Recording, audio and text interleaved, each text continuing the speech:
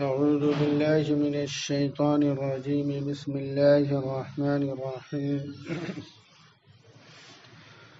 يا أيها الذين آمنوا اذكروا نعمة الله عليكم إذ جاءتكم جنود فأرسلنا عليهم ريحا وجنودا لم تروها وكان الله بما تعملون بصيرا إذ جاءوكم من فوقكم ومن أسفل منكم وإذ زاغت الأبصار وبلغت القلوب الحناجر وتظنون بالله الظنونا هنالك ابتلي المؤمنون وزلزلوا زلزالا شديدا.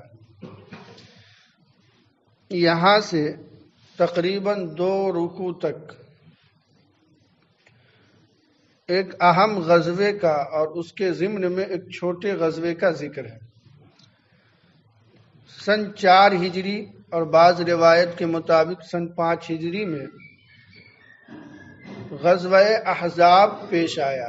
اسے غزوہ خندق بھی کہتے ہیں.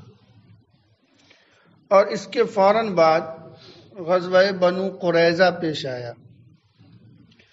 ان دونوں غزوے کا ان 2 رکوع کے اندر ذکر ہے. اس غزوے میں مومنین سخت آزمائش میں مبتلا کیے گئے. مسلمانوں نے صبر کا مظاہرہ کیا تو پھر اللہ تعالی نے ان پر مدد کی فرشتوں کے ذریعے اور فتح عطا کیا. پہلے آزمائش پھر صبر اور ان دونوں کے صلہ میں اللہ نے عظیم فتح عطا کی اور اس عظیم فتح کے صدقے میں مسلمانوں کے لیے یہاں سے راہیں کھل گئی. اس جنگ کا حاصل یہ ہے اور اس کے جنگ کے اسباب کی کچھ تفصیل یہ ہے کہ سن 4 ہجری یا سن 5 ہجری میں مدینہ کے اطراف میں بسا ہوا قبیلہ بنو نذیر اور قبیلہ بنی وائل کے 20 یہودی، یہ سب یہودی قبیلے تھے، اور بھی بہت سارے تھے، اشجع تھے، حوازن تھے، تقریباً 10-12 قبیلے یہودیوں کے مدینہ سے متصل علاقوں میں آباد تھے، اور ایک قبیلہ بنو قریظہ مدینہ میں تھا. اسی قبیلوں میں سے 2 قبیلہ بنو نذیر اور قبیلہ بنی وائل کے 20 آدمی مکہ گئے. سرداران مکہ کو جمع کیا اور یہ کہا کہ دیکھو، یہ جو محمد صلی اللہ علیہ وسلم نئی دین کا دعویٰ کرتے ہیں اور تمہارے معبودوں کو برا بھلا کہتے ہیں، تم ان سے کیوں نہیں انتقام لیتے؟ یہ لوگ غزوہ بدر میں بھی آئے تھے، غزوہ احد میں بھی آئے تھے 2 ہجری سن 3 ہجری میں. یہ دونوں غزووں میں یہ شکست کھائے تھے. تو انہوں نے کہا کہ ہم نے مقابلہ کیا لیکن شکست کھا گئے. تو ان 20 لوگوں نے قبیلہ بنو نذیر اور بنو وائل کے یہ کہا کہ اس مرتبہ ہم یہودی قبائل جتنے ہیں تمہارا ساتھ دیں گے اور سب مل کر ایک بارگی حملہ کر کے اس قصے کا خاتمہ ہی کر دیا جائے، مسلمانوں کو روئے زمین سے ختم کر دیا جائے. ہم 10-12 قبائل ہیں، وہ رہیں گے، تم رہو گے، اور پھر سب مل کر جب یکبارگی حملہ کریں گے تو مسلمان اس حملے کی تاب نہ لا کر تباہ و برباد اور ہلاک ہو جائیں گے. تو مشرکین مکہ چونکہ مشرک تھے اور یہ جو یہودی 20 لوگ گئے تھے یہ اہل کتاب تھے، تو ان مشرکین مکہ کو لگا ممکن ہے یہ دھوکہ دیں، کیونکہ ہمارا عقیدہ بہرحال اہل کتاب سے الگ ہے. اہل کتاب تو اللہ پر ایمان رکھتا ہے، رسول پر ایمان رکھتا ہے، اور مشرکین تو شرک کرتا ہے، کفر کرتا ہے. تو انہوں نے کہا کہ ہم کیسے مان لیں کہ آپ لوگ ہم سے معاہدہ میں مخلص ہیں، کیونکہ آپ کا عقیدہ الگ ہے، ہمارا عقیدہ الگ ہے. تو ان یہودیوں نے جھوٹ بولا اور یہ کہا کہ ایسی بات نہیں ہے، ہم تمہارے ساتھ ہیں اس عقیدے میں. حالانکہ اہل کتاب تھے لیکن انہوں نے کہا کہ ہم اس عقیدے میں تمہارے ساتھ ہیں. تو سرداران مکہ نے کہا کہ ہم ایسے نہیں مانیں گے، آپ خانہ کعبہ چلے اور خانہ کعبہ کی دیوار سے سینہ لگا کر ہم 50 سردار اور آپ 20 سردار مل کر یہ عہد کریں کہ ہم ایک دوسرے کا تعاون کریں گے اور ایک دوسرے کو دھوکہ نہیں دیں گے اور اس وقت تک جنگ لڑیں گے جب تک کہ مسلمانوں کا خاتمہ نہ ہو جائے۔ چنانچہ 20 یہ یہودی 50 مشرکین مکہ میں کے سرداران خانہ کعبہ آئے، خانہ کعبہ کی دیوار سے اپنے سینے لگا کر ایک دوسرے سے اس بات کا معاہدہ کیا کہ ہم ایک دوسرے کا تعاون کریں گے، دھوکہ نہیں دیں گے اور روئے زمین سے مسلمانوں کو ختم کرنے کی پوری کوشش کریں گے۔ اس معاہدہ کے بعد جنگ کی تیاری شروع ہوئی۔ یہ یہودی 20 کے 20 اپنے جتنے یہودی قبائل تھے انہیں اکٹھا کیا۔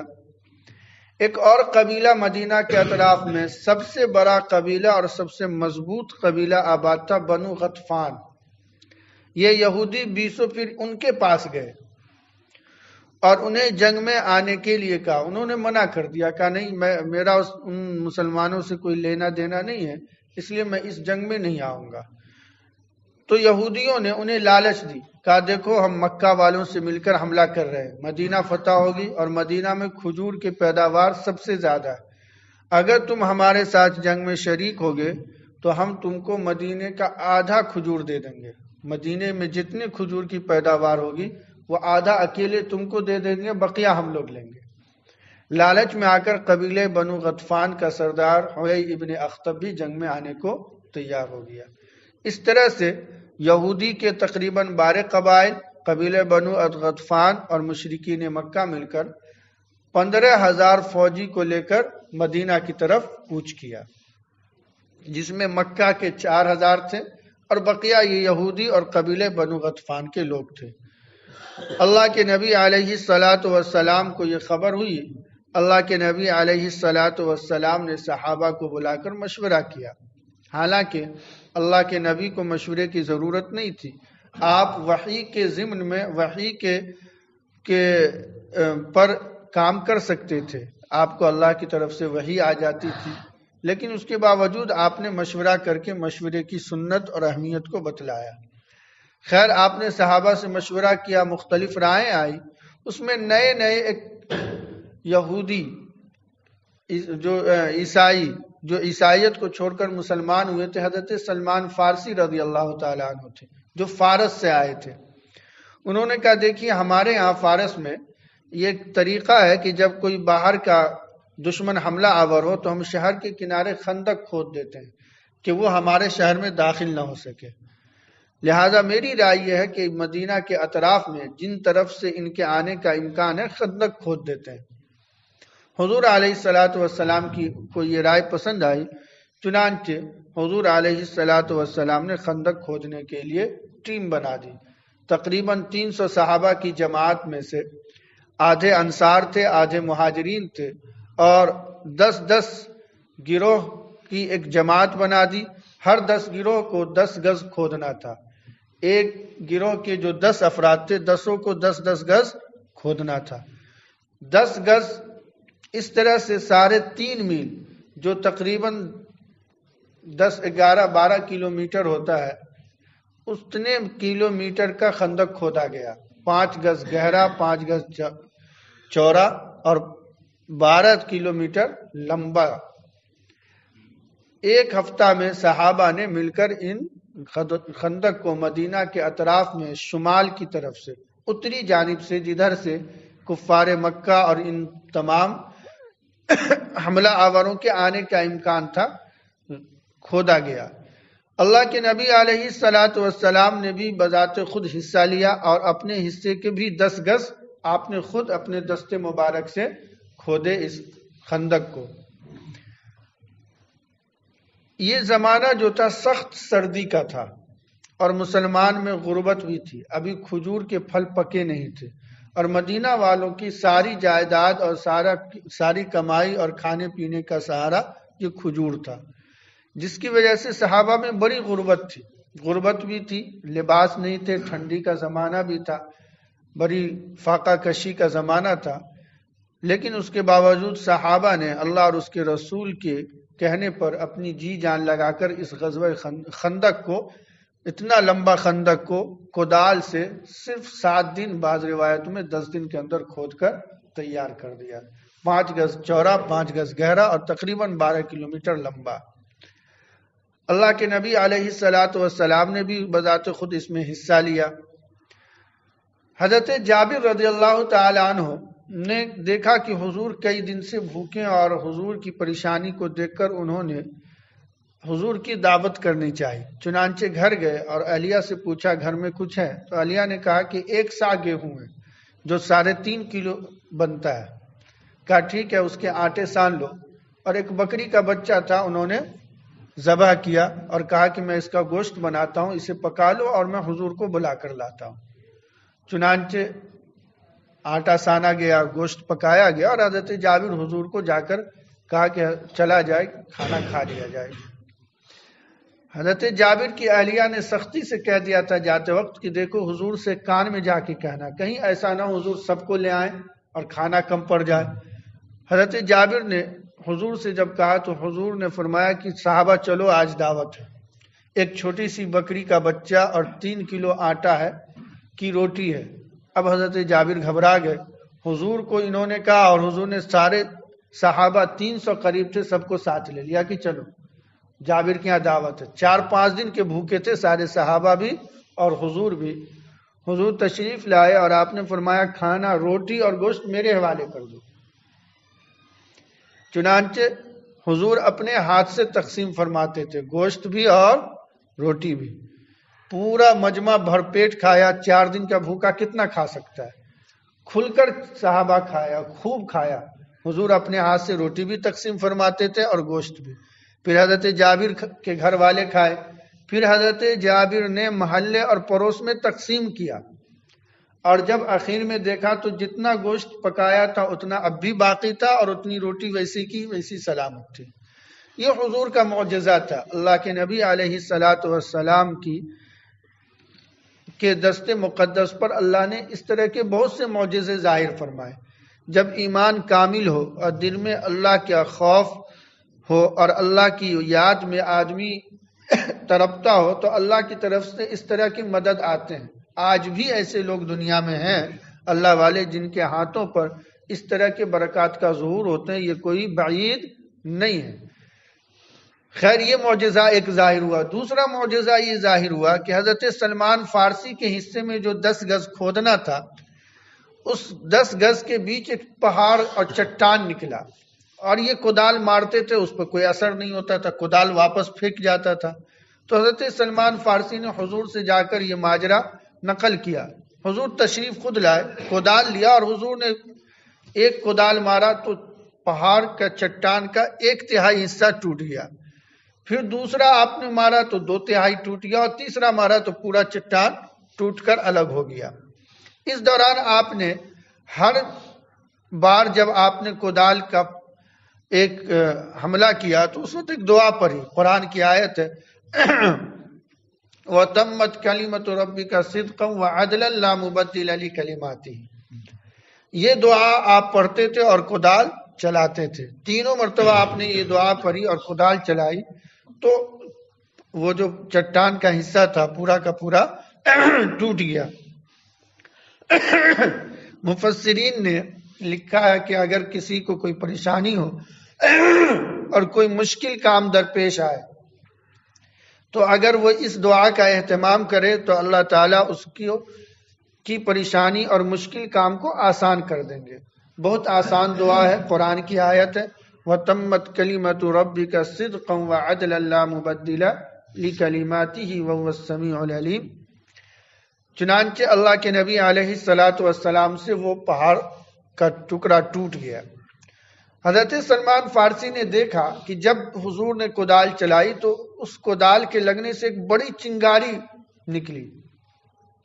تو حضرت سلمان فارسی نے حضور سے پوچھا کہ اللہ کے نبی علیہ الصلاۃ والسلام آپ نے جب بھی کدال چلائے تو اس سے ایک چنگاری نکلی، تو حضور نے فرمایا کہ تم نے دیکھا تھا؟ تو انہوں نے کہا جی ہاں ہم نے دیکھا تھا۔ تو حضور نے فرمایا اصل میں جب پہلی مرتبہ میں نے کدال چلائی اور اس سے جو چنگاری نکلی، اس چنگاری میں فارس کی سلطنت مجھے دکھائی گئی اور یہ بشارت سنائی گئی کہ آئندہ آپ کے صحابہ اس فارس کو فتح کریں گے۔ پھر دوبارہ جب کدال چلائی تو دوبارہ میں ایران دکھایا گیا، روم کہ یہ روم کی سلطنت کو بھی مسلمان فتح کریں گے اور وہاں کے حکمراں بنیں گے. اور جب تیسری مرتبہ کدال چلائی تو ملک شام دکھایا گیا اور یہ بشارت دی گئی کہ آپ کے صحابہ ملک شام کو بھی فتح کریں گے. جب حضور نے یہ بات کہی تو چونکہ کچھ منافقین بھی بشکل مسلمان آپ کے ساتھ تھے تو انہوں نے مذاق اڑانا شروع کیا کہ دیکھو یہاں تو فاقے پڑ رہے ہیں، 5 دن سے بھوکے ہیں، دشمنوں کا خوف اتنا ہے کہ غزوہ خندق کھودنے کی نوبت ہے، اس کے باوجود یہ خواب دیکھ رہے ہیں ایران و روم کی فتح کی اور ملک شام کی. مذاق اڑایا، لیکن ایمان والوں کے لیے تو یہ واقعات مذاق نہیں، حقیقت تھی. منافقین نے اگرچہ مذاق اڑایا مومنین کے بارے میں کہ وَمَا زَادَهُمْ إِلَّا إِيمَانًا، کہ اللہ تعالیٰ نے اس واقعے سے مومن کے ایمان میں اضافہ کر دیا، اگرچہ منافقین مذاق اڑاتے تھے. الغرض اس طرح سے اللہ کے نبی علیہ السلام نے تیاری کی. 3000 صحابہ کو لے کر آپ اس جنگ میں آئے. 15 سال سے اوپر کے جتنے بھی صحابہ تھے سب کو جنگ میں آنے کی اجازت تھی، اور ادھر سے 15,000 کی فوج تھی. وہ لوگ مدینہ کے اطراف میں آ کر بس گئے، خیمہ ڈال دیا، اور ادھر خندق کی اس طرف صحابہ تھے، 3000 کی جماعت کے ساتھ حضور تھے. یہ جنگ تقریباً 1 مہینہ تک چلا. روز آپس میں تیر کا تبادلہ ہوتا رہتا تھا، رات دن. کفار مکہ اور اس کے حلیف کوشش کرتے تھے کہ کسی طرح ہم خندق پار کر کر ادھر آ جائیں. صحابہ کرام ڈٹ کر ان کا مقابلہ کرتے اور انہیں خندق پار کرنے نہیں دیتے. سخت سردی تھی اور یہ حالت تھی، صحابہ میں غربت کی وجہ سے پریشانی بھی تھی. حضور صحابہ کی پریشانی کو دیکھ کر قبیلہ غطفان کے 2 سردار کو بلوایا. قبیلہ غطفان نے مدینہ کے کھجور کے ملنے پر، آدھے کھجور کے ملنے پر مشرکین مکہ کا ساتھ دینے کا وعدہ کیا تھا. تو حضور نے ایک تدبیر سے آپس میں ان میں پھوٹ کرانے کے لیے قبیلہ غطفان کے 2 دوسرے سردار کو بلوایا اور یہ کہا دیکھو تمہارے فلاں سردار نے مشرکین مکہ سے مدینہ کے آدھے کھجور پر معاہدہ کیا ہے، میں تم دونوں کو 2/3 کھجور دوں گا، تم جنگ سے باہر نکل جاؤ. چونکہ اس پورے قبیلے میں جو جنگ کے لیے کفار مکہ آئے تھے اور دیگر یہودی، اس میں سب سے مضبوط قبیلہ اور لڑاکو قبیلہ غطفانی تھا. مالی اعتبار سے بھی بہت مضبوط تھا اور اس کے افراد بھی بہت زیادہ تھے. تو حضور نے اس طرح سے ان میں پھوٹ ڈالنا چاہا. تو ان کے 2 سرداروں کو یہ پیشکش کی کہ میں تمہیں 2/3 کھجور دوں گا، وہ آدھا دے گا. تم ایسا کرو، تم جنگ چھوڑ کر چلے جاؤ تاکہ اس طرح سے کمزور پڑ جائیں. لیکن حضور نے ابھی یہ معاہدہ ہو گیا، ادھر کے لوگ تیار ہو گئے، ابھی یہ معاہدہ پر دستخط نہیں ہوا. صحابہ سے مشورہ کیا بطور خاص مدینہ کے جو مہاجرین تھے، حضرت سعد بن عبادہ اور سعد بن معاذ سے مشورہ کیا کہ میں ایسا ایسا چاہ رہا ہوں. تو حضرت سعد بن عبادہ نے پوچھا کہ اللہ کے نبی علیہ السلام اگر یہ اللہ کا حکم ہے تو آپ کیجئے، اور اگر اللہ کا حکم نہیں ہے، آپ کی رائے ہے اور آپ کو شرع صدر ہے تو آپ کر سکتے ہیں، یا اگر آپ کو ہماری پریشانی دیکھ کر آپ نے یہ تدبیر سوچی ہے تو بخدا ہم آپ کو اس کا مشورہ نہیں دیں گے. کیونکہ جب ہم کفر میں تھے، بتوں کی پوجا کرتے تھے، تب تو ہم نے ان کو 1 کھجور نہیں دیا، الا یہ کہ وہ ہمارے مہمان بنے تو ہم نے کھلایا تو کھایا، یا یہ کہ یہ ہم سے خریدنے آئے، پیسہ دیا تو ہم نے دیا. لیکن بطور اس کے ٹیکس کے اور بطور جزیہ کے 1 کھجور ہم کفر کے زمانے میں انہیں نہیں دیے، تو اب تو اللہ کے فضل سے ہم مومن ہیں، ایمان والے ہیں، اور ہم اس کو مدینہ کا کھجور کیوں دیں گے؟ نہیں دیں گے. حضور نے پھر جب صحابہ کا اور انصاری صحابہ کا یہ جذبہ دیکھا تو یہ معاہدہ کینسل کر دیا. اس طرح سے آپ نے تدبیر کرنی چاہیے.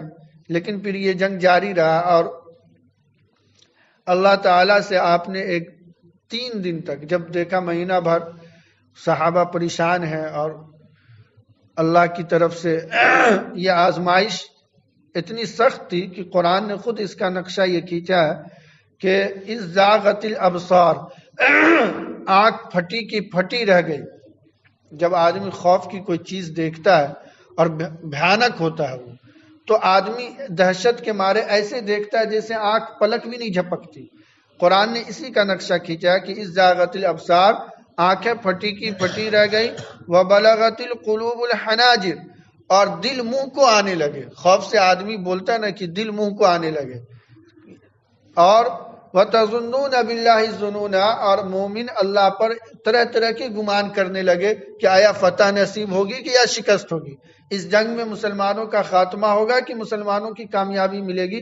ظاہر ہے فتح اور شکست کی ابھی کوئی خوشخبری تو ملی نہیں تھی اللہ کی طرف سے، تو دو طرح کا خیال مومنین کے دل میں آتا تھا. تو یہ اس سخت جنگ کا نقشہ قرآن نے کھینچا ہے. مومن نے اس سخت جنگ کے موقع پر صبر کا مظاہرہ کیا تو اللہ نے فتح دی. کیسے دی انشاءاللہ آئندہ بقیہ گفتگو کریں گے. اللہ سے دعا ہے کہ اللہ تعالی ہمیں نیک عمل کی توفیق مرحمت فرمائے. سبحان اللہ و بحمدہ، سبحانک اللہم و بحمدک، ونشہد ان لا الہ الا انت، ونستغفرک ونتوب الیک. سبحان ربک رب العزة عما یصفون، وسلام علی المرسلین، والحمد للہ رب العالمین.